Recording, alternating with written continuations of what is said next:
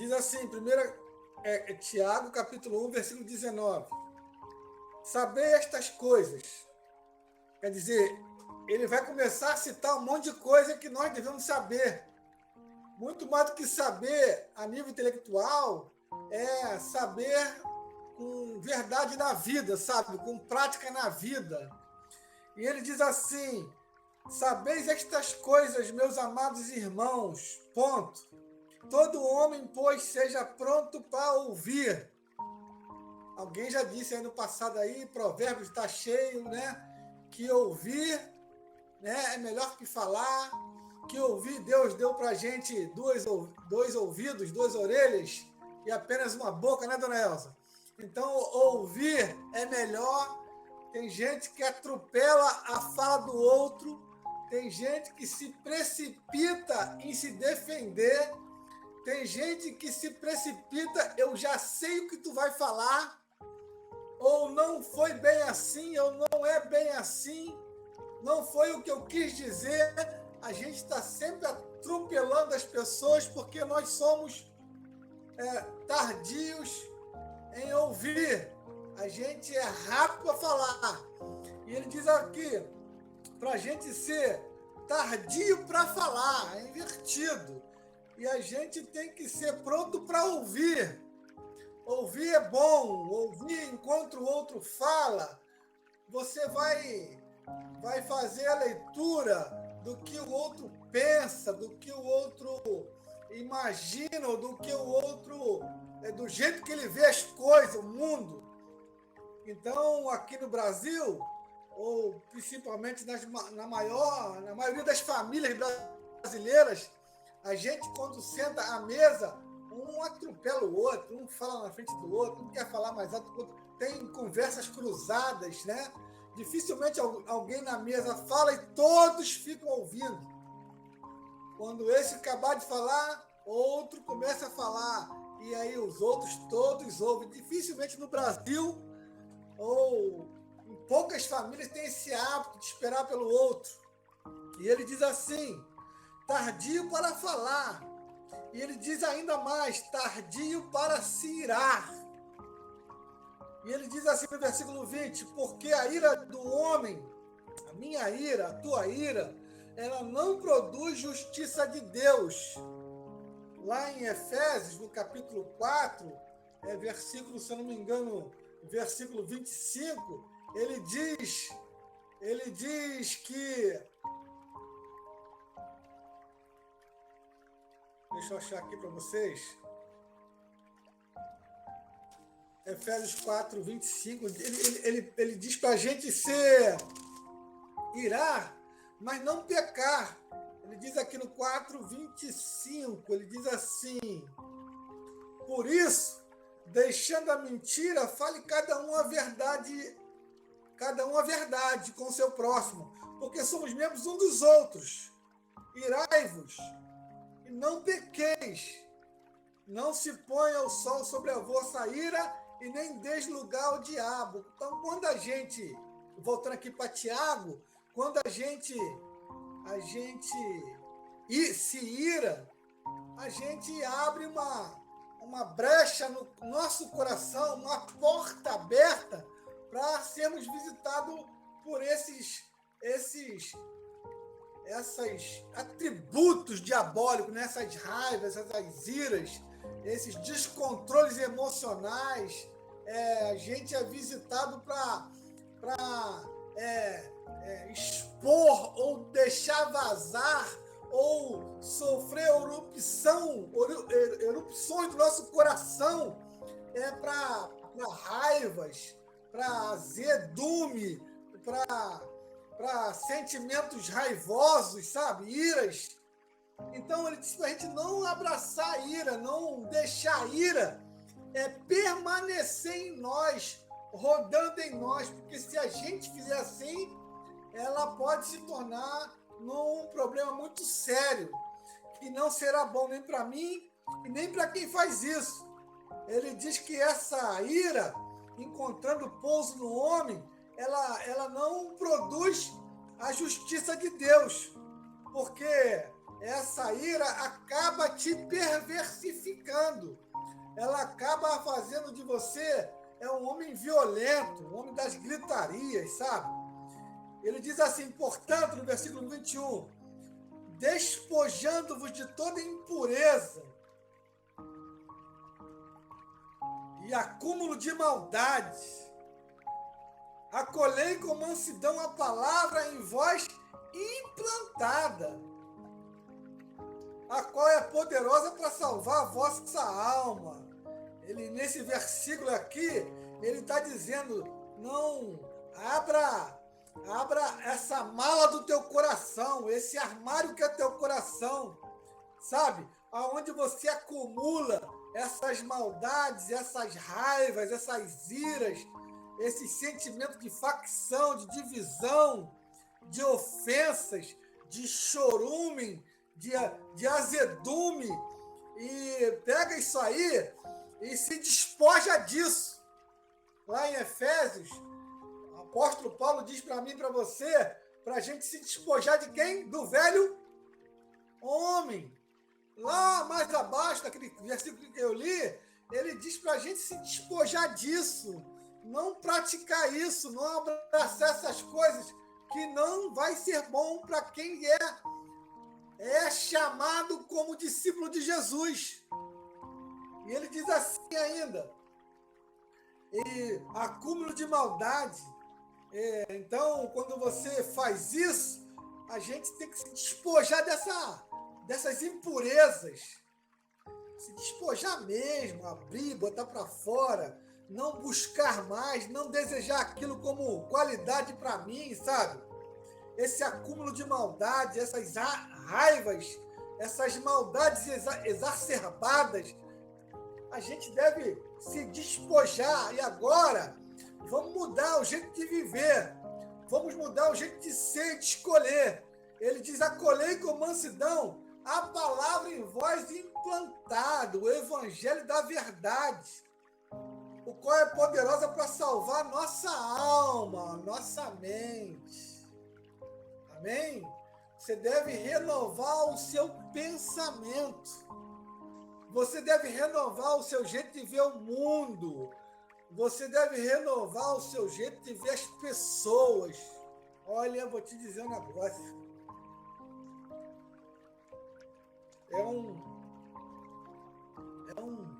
um desafio, sabe? É buscar cura mesmo para sua mente, para sua alma.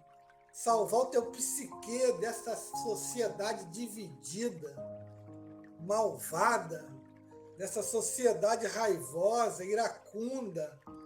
E a gente acaba abrindo a porta da nossa casa. A gente acaba trazendo isso para dentro da nossa casa, e depois de entrar em casa, entra no teu coração, entra em você. E ele diz para a gente não fazer assim. Porque se você abraçar, acolher com mansidão, mansidão é abrir mão do teu direito em favor do próximo, é olhar com espírito de brandura. A palavra em vós, a palavra pregada, ensinada, o evangelho da verdade, ela é poderosa para salvar a vossa alma, salvar você desse mundo aí de violência e de iras baratas. Ele diz, tornai-vos, pois, versículo 22, para que isso aconteça, é bom que você se torne praticante da palavra, enquanto você anda na vida, enquanto você dirige no trânsito, enquanto você dá de cara com aquela pessoa que te trata mal na loja, sabe? Ou esse teu amigo que te abandonou, ou essa agressão que você sofreu. Tornai-vos praticando a palavra enquanto você pisa nesse chão, e não somente ouvinte. Porque se você se tornar só ouvinte e não praticante, você vai estar se enganando a si mesmo. Você está se enganando a si mesmo. Eu vou estar me enganando se eu não olhar com graça, não praticar isso como verdade e bondade para mim, porque vai ser bom para mim, porque eu vou me salvar. Então, torne-se praticante. Primeiro, das coisas mais simples. Tomou uma fechada no trânsito, não prospera não, sabe? Não dirige palavra de baixo calão, não faça gestos obscenos. Ore por essa pessoa, vai na santa paz, que Deus te abençoe. Porque se a gente fizer isso, a gente vai estar exercitando, amém? A vida como discípulo de Jesus. E ele diz no versículo 23, porque se alguém é ouvinte da palavra e não é praticante, ou se o Ricardo está pregando semanas a mais semanas, meses a mais meses, anos a mais anos, e você não tem mudado, Eliezer não tem mudado, você é ouvinte esquecido da palavra, e você não é praticante, então você se assemelha ao homem que contempla no espelho o seu rosto natural e se esquece.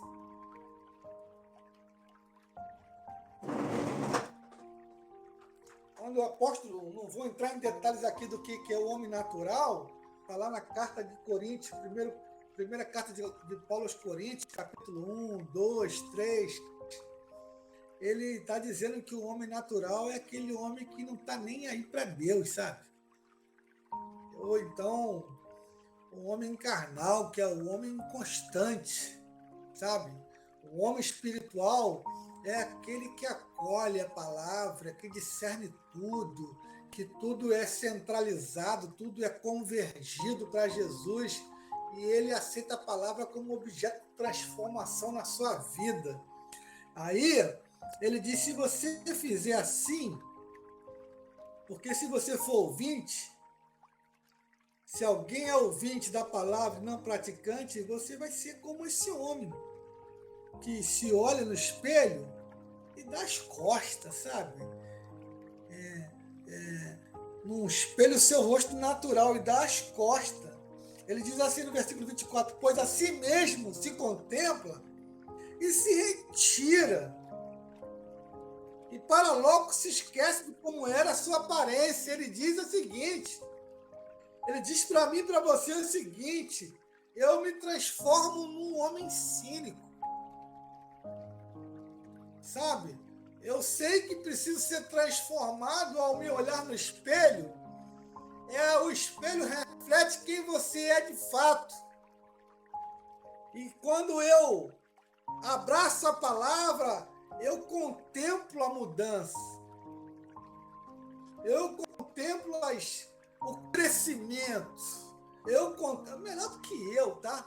As pessoas que estão em volta de mim. O homem natural, ele vai logo embora, sabe? Logo se esquece. E aí ele abraça o cinismo na vida. Ele abraçar o cinismo é fazer o pecado da comparação. Todo mundo erra, aquele pagode, sabe? Todo mundo erra, todo mundo um dia vai errar, né? Ele se reconhece como aquele que é como todos. E a palavra não encontra nele espaço para transformação. Ele, então, esse se logo se esquece, é abraçar o cinismo. Eu não melhoro. Eu não dou de encontro com a verdade. Eu faço do cinismo o meu companheiro de vida, sabe? Eu pacifico a minha mente com mentira. Eu me comparo com quem eu acho que é melhor do que eu. Fulano de tal errou. Quem sou eu para não errar? E aí ele se esquece do evangelho, se esquece da palavra, Se esquece do trabalho que o Ricardo tem, sabe? De preparar a palavra, de preparar a mensagem. Ele não está nem aí. Você é um cínico. Quem faz isso, esse homem natural, esse camarada esquecido. E ele continua aqui. Mas aquele que considera, que absorve, que abraça, que entroniza, que se deixa implantar atentamente na lei perfeita, na lei da liberdade. Que coisa linda, né? Porque você é livre, você é doce, você agrada os ambientes que você pisa, você é calmo, oh Jesus, tem misericórdia. Você é transformado de glória em glória, sabe? E lei da liberdade nela persevera, porque tem que perseverar. Quando eu errar, a palavra, o Espírito de Deus vai dizer, é assim que tem que ser feito. E eu, certo, sim, Senhor. Eu abraço a correção do Espírito, eu abraço a correção do irmão. Não sendo aí, eu persevero e continuo ouvindo a palavra, sabe?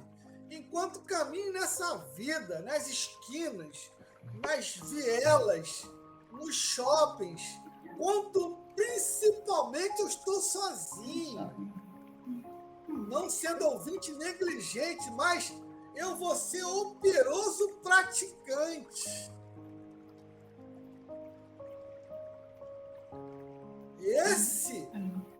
Quem fizer isso, quem abraçar esse cuidado do pastor, quem abraçar esse cuidado de si mesmo com você mesmo, sabe? Esse será bem-aventurado no que realizar. Sabe o que é bem-aventurado?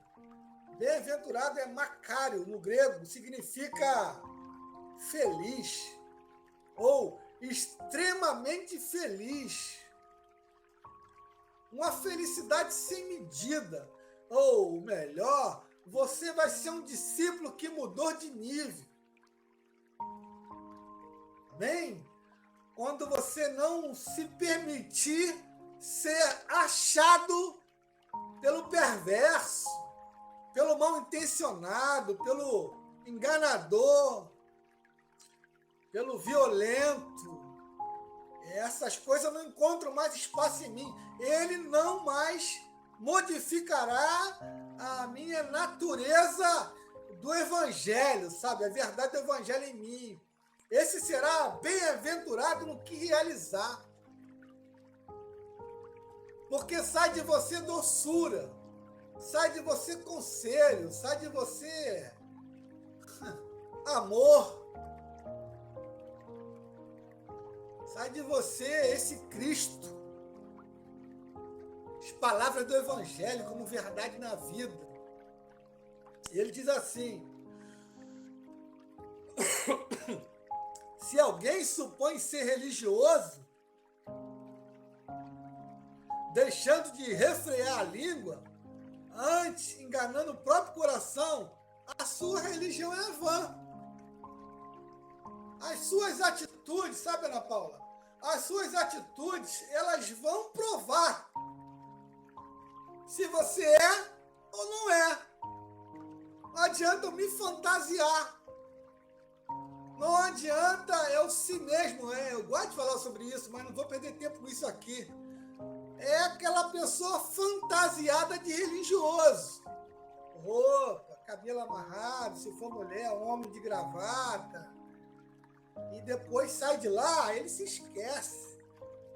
Sabe? Um refreia-língua, ele é tardio, ou melhor, ele é rápido para se irar, rápido para interromper o outro, não ouve.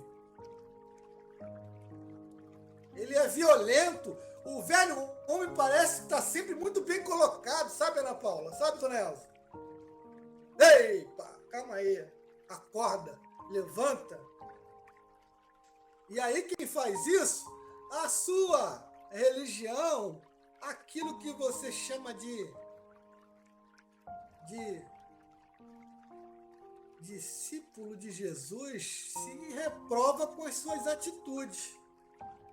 Amém? A gente tem que ser operoso, considerar atentamente,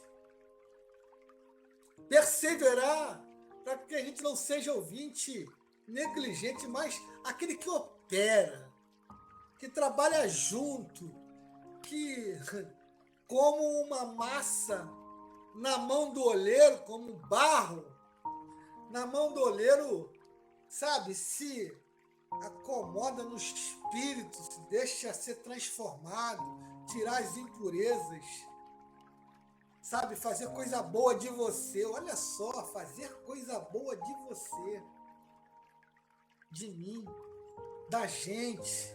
Porque se a gente não fizer isso, a gente vai escandalizar, na verdade, o outro. E ele diz assim, no versículo 27, para terminar: a religião pura e sem mácula para com o nosso Deus e Pai é esta. Olha que coisa fácil. Praticar o amor em quem você enxerga, para quem está próximo de você. É visitar os órfãos e viúvas nas suas tribulações. O Senhor tem misericórdia da gente.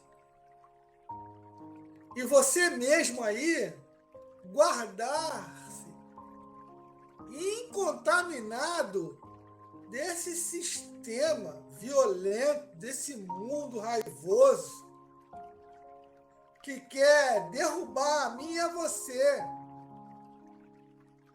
Amém? Que quer nos reprovar. E a gente não pode se permitir ser enganado. A gente não pode se distrair. Como essa palavra fala comigo nesses dias. Como a gente às vezes tem que abraçar o silêncio. Como às vezes a gente tem que se recolher. Como às vezes a gente tem que esperar o tratamento de Deus. Para que isso aconteça, a gente tem que voltar ali no versículo 16, que eu não li intencionalmente, do capítulo 1 de Tiago, que diz assim: não se engana não, cara. Se engana não. Se distrai não. Quem faz isso em nós é Ele. É Ele que opera em mim e em você. É Ele que transforma a mim e a você. Não é porque eu sou bonzinho, não. Não é só porque eu obedeço. Não, é Ele que constrói isso em mim e em você. No versículo 17 ele diz assim: olha, preste bem atenção. Toda boa dádiva, aquilo que você tem recebido, que tem te transformado, que as pessoas têm visto, que você não está sendo atraído nem engodado por mais nada desse mundo, que a gente não está dando à luz aquilo que é ruim, que é mal. Toda boa dádiva, essa transformação da sua mente, esse renovar no Espírito Santo, e todo dom perfeito, esses talentos que você tem, sabe, Ricardo? Eles são lá do alto. Está aqui no versículo 17. Eles são lá do alto. É Ele que ajuda a gente nas nossas fraquezas. Ele que discipula, que ensina. Ele que é a minha cobertura, não é o pastor, não. Ele que é aquele que anda comigo o tempo todo. O Espírito Santo de Deus, aquele paráclito que um dos significados é amigo inseparável, aquele que nos ensina. Ele vem lá do alto, descendo do Pai das Luzes, em que não pode existir variação ou sombra de mudança. Pois, segundo o seu querer, ele nos gerou pela palavra da verdade. Meu Deus, eu fui gerado pela palavra da verdade. Isso aqui é o livro. Isso aqui, Ana Paula, isso aqui é o livro. A palavra da verdade é Cristo. As Escrituras têm a missão, sabe, de revelar Cristo em nós. Jesus é maior que as Escrituras. Ele diz, pois, segundo o seu querer, ele nos gerou pela palavra da verdade, para que fôssemos como primícias das suas criaturas. Você é o melhor de Deus.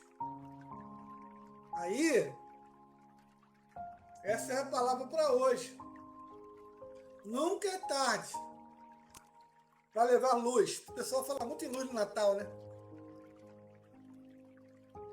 Aí, você é um luzeiro enquanto anda nessa terra. Você é um Natal diário. Você é um alimento diário. Você é um socorro diário. Você é bondade enquanto anda. Você é o amor em ação. Essa é a religião que ninguém quer. O pessoal quer. Tu é cabeça e não é cauda. O pessoal quer. O pessoal quer se fantasiar. Hein? Aí, se essa palavra de verdade entrar em você, entrar em mim, em você, a gente vai melhorando, sabe, Ronald? De glória em glória. Cada dia um pouquinho, sem doer. Não dói, não. É só deixar de trabalhar. Amém? Que essa palavra, assim, encontre pouso em mim e em você. Para que a gente não seja ouvinte esquecido, mas aquele operoso praticante. Amém? Eu terminei por aqui. Se alguém quiser falar alguma coisa, Ricardo, Ana Paula, Ronald, Dona Elsa. Que pois direi eu, né, Elias? Oi? Essa palavra, ela é para mim, porque eu não sei com quem eu estava eu estava conversando ontem com a minha vizinha. E eu estava falando para ela que, assim, pode não parecer, mas eu faço um exercício diário de não falar aquilo que eu gostaria de falar, mas de falar aquilo que eu acho que tem que ser dito. E da forma que tem que ser dito. Porque se eu falasse o que eu penso... Ana Paula, tu não sabe o quanto eu tenho me controlado, minha irmã. E da forma que eu penso. Porque, assim, a verdade, aliás, eu acho que a gente é muito rápido para se irar. Isso é fato. Eu estou falando de mim. Quando a pessoa fala assim, um pavio é muito curto, agora eu entendo por quê. Porque rapidinho, pum. Só que a gente tem que querer. Eu estou falando de mim, tá? Porque a gente tem que querer ser parecido com Cristo. Manso, com palavras que traz... Pode até ser uma palavra de correção, mas com amor, com doçura, com compaixão. Porque Cristo, ele era duro, sim, nas palavras dele. A proposta dele era uma proposta dura. Mas nem por isso ele deixava de ter pessoas a andar com ele. Por quê? Porque ali atrás daquelas palavras, mesmo elas sendo firmes, ela era uma palavra que era carregada de amor, sabe? Eu acho que a gente tem que buscar isso. E aquela expressão, 70 vezes 7 que você tem que perdoar, Eu acho que é 70 vezes 7 você tem que tentar agir dessa forma, sabe? Não é só pro perdão. É para você respirar, pensar, falar, pô... Às vezes a gente fala assim, se soubesse o que eu estou pensando aqui em casa, se eu pudesse falar o que eu estou pensando...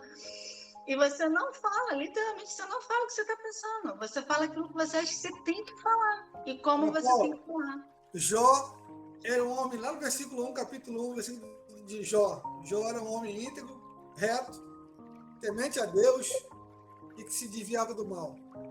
É isso aí que está falando. É um exercício. É um exercício, Léo. Assim, é como o pecado na nossa vida é um acidente, não é uma prática, esse irá, esse não ouvir, ele também tem que ser um acidente na nossa vida, né? A nossa prática tem que ser outra. E assim, acho que é um desafio maior ainda, né? Porque a gente vive numa sociedade muito, muito cruel, muito dura, uma sociedade que às vezes te obriga a se colocar numa posição assim, de você ter que revidar, ter que falar mais grosso, sabe? E você tentar demonstrar Jesus nessa sociedade sem se contaminar por ela, torna um desafio maior. Mas eu acho que é possível, porque eu acho que foi assim também na época de Jesus, né? A gente não pode usar isso como desculpa, porque eu acredito que na época de Jesus também foi assim. Então, acho que é tentar praticar, é lembrar, trazer à memória essa palavra aí. E aquele versículo que está lá em Romanos 2, né, Elésia? 12:2, né? Transformando a nossa mente, o nosso pensar baseado na palavra, cara. E puxar, e transformando a nossa mente. Não respondo mais assim, não falo mais assim, não, eu não sou mais assim. E deixar que o Espírito trabalhe na nossa vida.